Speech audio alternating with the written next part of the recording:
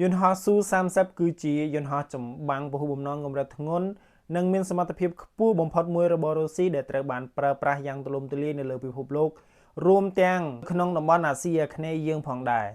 សមត្ថភាពហោះហើរនិងការធ្វើសម្ពយុទ្ធម៉ាស៊ីន2វាប្រើប្រាស់ម៉ាស៊ីន2ដែលផ្ដល់កម្លាំងរុញខ្លាំងនិងសុវត្ថិភាពខ្ពស់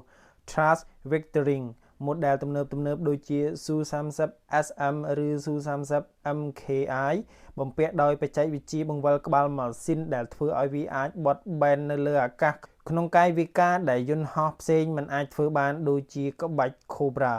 រយៈចម្ងាយវាអាចហោះបានចម្ងាយឆ្ងាយប្រហែល 3000 គីឡូម៉ែត្រដែលស័ក្តិសមសម្រាប់បេសកកម្មល្បាតចម្ងាយឆ្ងាយឬការពារដែនសមុទ្រគ្រឿងសព្វាវុធនិងការផ្ទុក Su-30 ត្រូវបានគេហៅថាឃ្លាំងអាវុធហោះព្រោះវាអាចផ្ទុកអាវុធបានរហូតដល់ 8000 គីឡូក្រាមនៅលើចំណុចព្យួរចំនួន 12 អាកាសទៅអាកាសមីស៊ីល R-77 ប្រឆាំងយន្តហោះចម្ងាយឆ្ងាយនិង R-73 ចម្ងាយជិតអាកាសទៅដីឬទឹកវាល្បីល្បាញខាងប្រើមីស៊ីលប្រឆាំងនាវា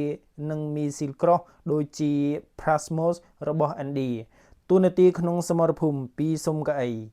Su-30 មានអ្នកបើកបរ2នាក់ម្នាក់បញ្ជាយន្តហោះម្នាក់ទៀតបញ្ជាអាវុធនិងរ៉ាដាដែលធ្វើឲ្យវាមានប្រសិទ្ធភាពខ្ពស់ក្នុងបេសកកម្មវាយប្រហារដីគោកនិងសមុទ្រដ៏ស្មុគស្មាញ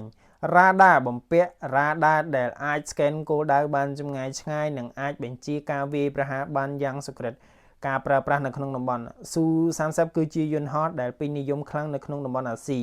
ដូចជាវៀតណាមប្រើប្រាស់ Su-30 MK2 ឯកទេសខាងវាយប្រហារលើទឹកថៃប្រើប្រាស់ Gripen និង F-16 ជាដៃគូប្រជែងរបស់ Su-30 ឥណ្ឌាប្រើប្រាស់ Su-30 MKI model ដែលទំនើបបំផុតមួយប្រសិនបើកម្ពុជាចង់បានយន្តហោះចម្បាំងសម្រាប់ល្បាតដែនសមុទ្រវែងៗ Su-30 គឺជាជម្រើសលេខ1ចំពោះសមត្ថភាពរបស់អធិរាជផ្ទៃមេឃរបស់រុស្ស៊ី Su-30 តើបងប្អូនយល់យ៉ាងណាដែរប្រសិនបើរាជរដ្ឋាភិបាលកម្ពុជាពិចារណាក្នុងការទិញដើម្បីមកទុកការពារដែនអាកាសរបស់កម្ពុជាក៏ដូចជាពង្រឹងសមត្ថភាពការពារព្រំដែនរបស់កម្ពុជា